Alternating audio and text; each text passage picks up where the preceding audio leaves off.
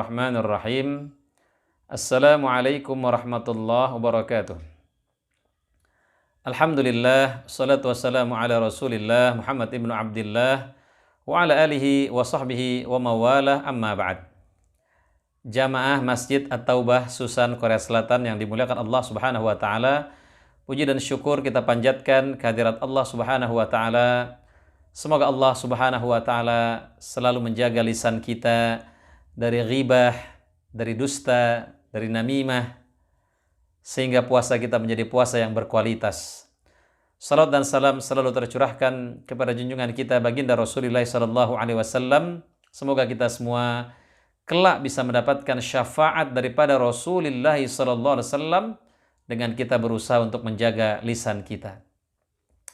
Jamaah yang dimuliakan Allah Subhanahu wa taala, salah satu yang bisa merusak pahala daripada puasa kita adalah ghibah. Apa itu ghibah? Suatu hari Rasulullah sallallahu alaihi wasallam bertanya kepada para sahabat, "Atadruna mal ghibah?" Tahukah kamu apa itu ghibah? Maka para sahabat menjawab, "Allah wa rasuluhu a'lam." Allah dan Rasulnya lebih tahu.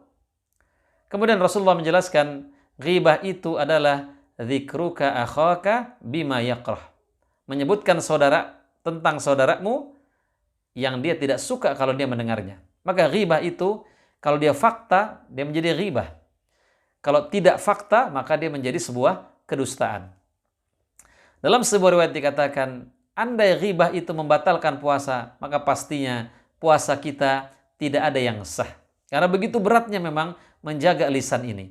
Sampai-sampai Rasulullah SAW bersabda, "Man yadmanu li ma baina lahyaihi wa ma baina rijlaihi adman lahul jannah." Siapa yang menjamin untukku apa yang ada di antara dua janggutnya dan apa yang ada di antara dua kakinya, aku jamin untuknya surga.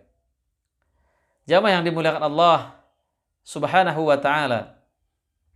Nah, tentunya tidak semua ghibah itu dilarang dalam agama. Ghibah diperbolehkan menurut Imam Nawawi dalam kitab Riyadhus Shalihin, tergantung tujuannya. Ya. Jamaah yang dimuliakan Allah Subhanahu wa taala, dalam kitab Riyadhus Shalihin di sini dijelaskan ghibah diperbolehkan karena 6 sebab. Yang pertama adalah karena mengadukan kezoliman. Ya. Misalnya seseorang yang teraniaya, dia boleh melaporkan ke polisi, dia boleh melaporkan ke pengadilan karena dia telah dianiaya, mungkin hartanya diambil, atau ada yang diperkosa, ya, atau ada saudaranya yang dibunuh, dia boleh mengadu, ya, karena ini sebagai salah satu bentuk pembelaan, ya. Dan seorang muslim ketika dia dizalimi, dia harus melakukan pembelaan. Bahkan Rasulullah mengatakan, "Man qutila duna malihi fahuwa syahid." Barang siapa yang terbunuh karena membela hartanya, maka matinya adalah mati syahid. Jamaah yang dimuliakan Allah Subhanahu wa taala, yang kedua adalah dalam rangka meminta bantuan untuk merubah kemungkaran serta mengembalikan orang yang berbuat maksiat kepada jalan yang benar. Ya, misalnya di satu rumah itu dijadikan tempat untuk narkoba, tempat untuk prostitusi. Kita boleh melapor kepada kepolisian untuk merubah kemungkaran itu. Atau kita minta nasihat, ya, kita minta masukan, bagaimana sih menasihati orang ini? Bagaimana menasihati seorang pencandu narkoba? Bagaimana menasihati seseorang yang sudah menjadi pelaku homoseksual? Bagaimana cara mengobatinya?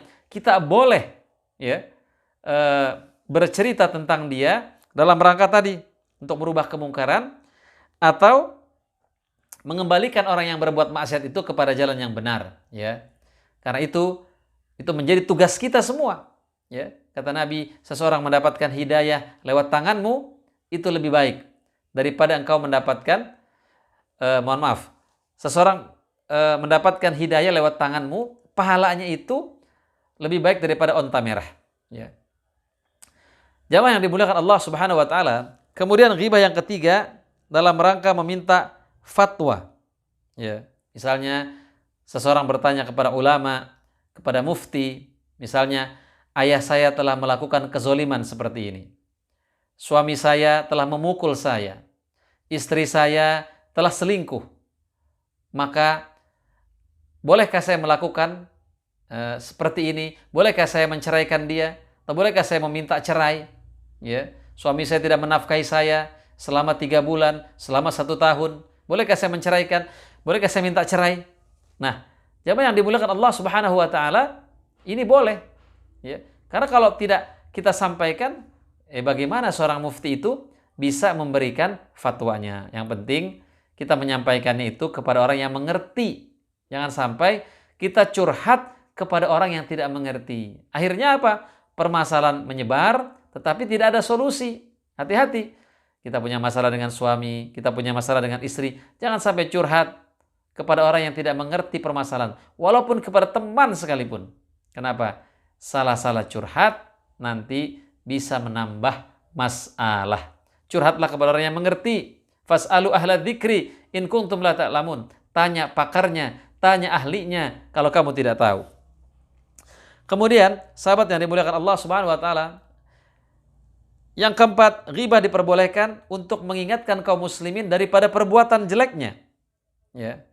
Misalnya, ada seseorang ingin menikah dengan seorang laki-laki, ternyata laki-laki itu pencandu minuman keras, suka berjudi, suka berzina. Kita harus kasih tahu kepada perempuan itu, jangan kamu menikah dengan dia. Ya. Karena dia adalah laki-laki yang berakhlak buruk, laki-laki yang suka berbuat maksiat. Atau misalnya ada seseorang ingin berbisnis dengan seseorang. Ya, ternyata orang yang ingin diajak berbisnis itu penipu. Kalau hutang nggak pernah bayar, tidak amanah. Kita boleh mengingatkan, jangan kamu berbisnis pada si fulan. Dia itu tidak amanah. Kalau hutang nggak bayar, telat. Ya, dalam rangka menyelamatkannya. Justru kalau kita tidak menyampaikannya, kita berdosa. Sampai dia menikah, sampai dia berbisnis, kemudian dia tertipu. Nah, ini kita malah berdosa. Hati-hati. Ya, maka kita harus mengerti apa itu ghibah yang diperbolehkan. Kemudian yang selanjutnya, apabila seseorang itu sudah terus terang dengan kemaksiatannya, dia nggak malu-malu lagi melakukan kemaksiatannya depan umum, dia mabok di depan umum, dia curang di depan umum, ya, maka boleh kita menceritakannya. Kenapa? Karena dia sudah tidak menutupi aibnya. La ghibata li fasiqin yu'linul fisq. Tidak ada ghibah bagi seorang fasik yang memang terang-terangan dia melakukan kefasikannya itu. Tidak sembunyi-sembunyi lagi. Ya. Jamaah yang dimuliakan Allah Subhanahu wa taala, tetapi kita hanya boleh membicarakan keburukan yang memang dia terang-terangan melakukannya. Kalau yang sembunyi-sembunyi yang lainnya tidak boleh. Ya. Jamaah yang dimuliakan Allah Subhanahu wa taala, Rasulullah mengatakan, "Man satara musliman," barang siapa yang menutupi aib seorang muslim di dunia, Allah akan tutupi aibnya di akhirat nanti. Sahabat yang dimuliakan Allah Subhanahu wa taala, ya. Kemudian yang keenam adalah memberikan julukan kepada seseorang yang telah dikenal dengan julukan tersebut, seperti si buta, ya, si tuli, ya. Nah, ini boleh, ya. Misalnya ada orang namanya Ahmad, tapi banyak yang punya nama Ahmad ini. Kita boleh, ya. Karena dia tidak bisa dikenal kecuali dengan nama itu. Ya.